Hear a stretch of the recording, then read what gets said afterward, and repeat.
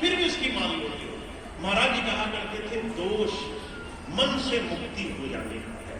एक तरफ तुमने किसी को पागल माना, उसकी गाली का बुरा नहीं माना, एक तरफ किसी को समझदार माना और उसकी बुराई दिल में ले करके मन गंदा रखा।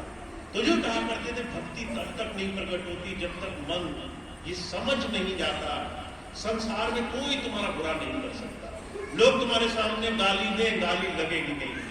लोग तुम्हारा बुरा चाहे, बुरा होगा नहीं। लोग तुम्हें तरह तरह के ताने मारे, ताने लगेंगे नहीं। तुम्हें बड़ा होना पड़ेगा, तुम्हें अपना कद ऊंचा करना पड़ेगा, तुम्हें महान बनना पड़ेगा। अगर तुम उन्हीं के स्तर पर बैठे रहे तो जो कहा करते थे इस संसार में कभी भी उस ईश्वर के दरवाजे तुम्हारा जाना नहीं होगा। कभी सामने इस बात को कहा है, का गाली यावत एक है पलटत भय अनेक, कहे कबीर न पलटिए रही एक लिए। अगर आप किसी को गाली सुने तो उतनी रह जाएगी जितनी है, क्योंकि आपके लिए उसका कोई औचित्य नहीं है, आपके लिए उस बुरे गंदे खराब शब्दों का कोई मतलब नहीं है। अगर आपको अभी दूसरी भाषा में कोई गाली दे जाए, महाराज जी कहा करते थे तुम हिंदी जानते हो, कोई फारसी में कुछ बोल जाए तुम कहोगे बड़ा मीठा बोला। अभी रशियन में कुछ बोल जाए, अभी किसी और भाषा में बोल जाए तुम कहोगे अरे बड़ा मीठा बोला।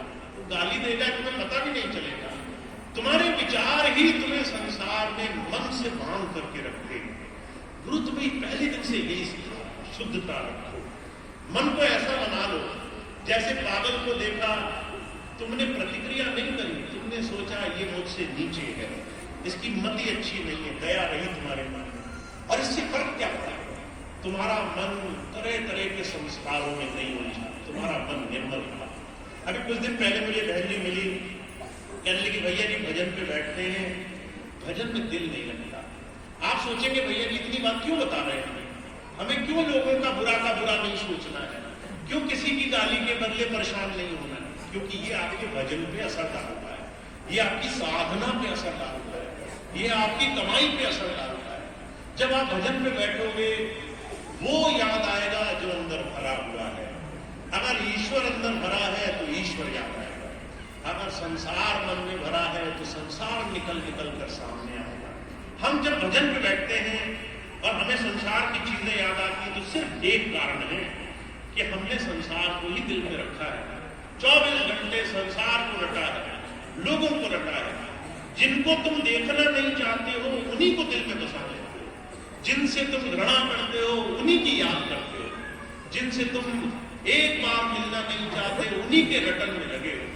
महाराज जी कहा करते थे अगर कोई तुम्हारा बुरा चाहता हो और तुम उसे अपने घर में बिठा लो तो इससे बड़ी बुरी बात क्या होगी। अगर कोई बुरा आदमी हो तो उससे जितना दूर रहा जा सके उतना अच्छा हमारे जीवन का संस्कार होता है। महाराज जी बड़ी सुंदर घटना सुनाया करते थे। एक बार गुरु नानक देव जी महाराज थे, उनके 2 बड़े प्रिय शिष्य थे बाला मर्दाना, उनके साथ वो उदासियों पे यात्रा पे चला करते थे। एक बार एक गांव में पहुंचे, जब गांव में पहुंचे तो गांव के लोगों ने जान लिया कि महात्मा आए हैं, पर कोई आदर सम्मान नहीं किया। जैसे आज की स्थिति है ना कलयुग में, तुम कहीं चले जाओ कोई नहीं देखता है तुम अच्छे हो बुरे हो, लोग अपने काम से मतलब रखते हैं, न पानी पूछे, न खाना पूछे, न हाल चाल पूछे, न दुख दर्द पूछे, बस अपनी समस्या से उलझे हुए। किसी को किसी के अच्छे होने से कोई मतलब नहीं है। गुरु नानक देव जी महाराज ऐसे अपने शिष्यों के साथ जब एक गांव में पहुंचे तो वहां पर गांव वालों ने कुछ नहीं पूछा, कोई आदर नहीं, कोई सम्मान नहीं, कोई हाल चाल नहीं। गुरु जी को न बिठाया, न उठाया, न खिलाया, न पिलाया। गुरु जी ऐसे ही पड़े, रात भर हो गई। बाला मर्दाना पूछने लगे, कहने लगे महाराज ये बड़ा विचित्र गांव है, यहाँ के लोग न हालचाल पूछते हैं, न सुख दुख पूछते हैं, न हारी बीमारी पूछते हैं, न खाना पीना पूछते हैं। गुरु नानक देव जी महाराज कहने लगे मैं चाहता हूं ये लोग आबाद बने, ऐसे ही बने हैं। अब एक तरफ ये परेशानी कि आदमी दूसरे की थोड़ा सत्कार नहीं कर रहा, और दूसरा गुरु जी कह रहे हैं कि इनको आशीर्वाद रहे, एक ही जगह बसे रहे।